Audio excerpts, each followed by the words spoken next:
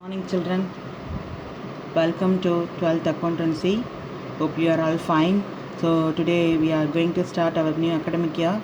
So 12th accountancy, unit 1, accounts from incompleted record.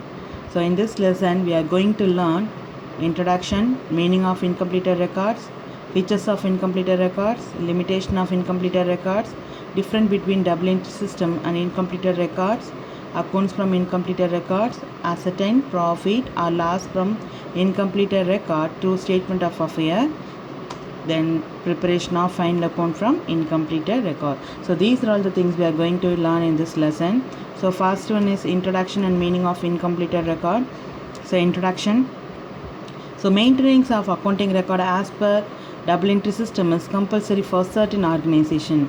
Even in India, companies must maintain their accounting records under double entry system as per section 128(1) of Indian Companies Act 2013. But some organization, they are not maintain their record under double entry system. Such organization must maintain only under single entry system. These record is called a incomplete record. Those company which are not maintain their accounting record under double entry system of bookkeeping is called a incomplete record. So what is a double entry system means?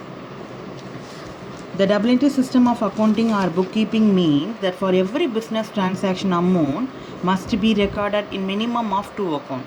What is the minimum of 2 account? The amount entered as a debit must be equal to the amount credited. Whatever the amount you have to debit, the equal amount you should be credited. That is called a double entry system of bookkeeping. I just give small example. Assume that if you are getting a company get a loan from its bank 1 lakh. They are getting a loan from its bank 1 lakh. So what comes to their business? Cash comes to their business. So cash increasing 1 lakh, likewise they are getting a loan. So loan is a liability also increasing by 1 lakh. So increasing an asset, we have to give a debit entry. Increasing liability, we have to give a credit entry. So cash will be debited on 1 lakh as well as the liability loan account will be credited 1 lakh. So whatever the amount you should be debited, the equal amount you should be credited in double entry system. That is a double entry system of bookkeeping. So meaning of incompleted records. So when accounting records are not strictly maintained according to double entry system, these records are called a incompleted record. So which companies not maintain their accounting entries in the double entry system of bookkeeping, these record is called a incompleted record. So here the customer and customer's creditor, the personal account of creditor and customers are maintained fully, other account are not maintained fully. Other account means real and nominal account, they are not maintained fully. So this is a meaning of incompleted record. Then we are going to see the features of incompleted record. So features are advantage. So features, we have 6 features. The first one is nature. It is an unscientific, unsystematic way of recording of transaction. Why we have to say the unsystematic way of recording transaction in the sense, in double entry system of bookkeeping, it is a systematic way. Why we call the systematic way in the sense, first in double entry system, first they have to maintain journal entries, then they are posted into ledger to trial balance to final account. Likewise, they have to systematically follow the rules and rules of and principles of the account in double entry system, but here they are not maintain the principles of accounting. So another one is type of account maintained. Here only cash and personal accounts are maintained fully, real and nominal account are not maintained properly. So that is one of the feature. So here only cash and personal account are maintained fully. So real and nominal account, they are not maintained properly. Lack of uniformity, there is no uniformity in recording of transaction among the organization because of their convenience, because of their needed, because of their availability, they have to maintain their record.